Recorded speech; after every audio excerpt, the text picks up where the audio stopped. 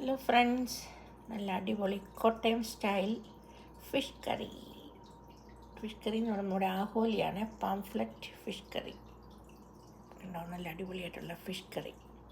പിന്നെ ഇവിടെ ചോറുണ്ടാക്കിയിട്ടുണ്ട്. ഇത് നമ്മളിങ്ങനെ ഉണ്ടാക്കി വെക്കുന്ന 1 വീക്കിലേക്കല്ല, അത് ഒരു ദിവസത്തേനല്ല കേട്ടോ. 1 വീക്ക് നമ്മളങ്ങനെ ഉണ്ടാക്കി വെക്കും. പിന്നെ ഫിഷ് കറി മാത്രമല്ല, ഞാൻ നമ്മുടെ ബായ്ക്കാടിലുണ്ടായ കോവയ്ക്ക കൊണ്ടൊരു തോരനുണ്ടാക്കി.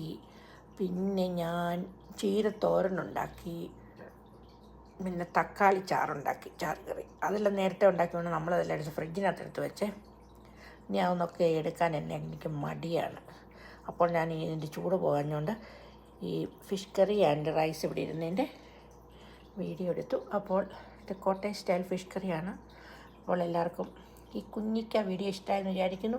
വീഡിയോ ഇഷ്ടമായാൽ ചാനൽ ഫോളോ ചെയ്യാൻ മറക്കരുത്. പിന്നെ share, like and subscribe. Okay, നമുക്ക് നല്ലൊരു കിടിലൻ വീഡിയോയുമായിട്ട് വീണ്ടും കാണാം.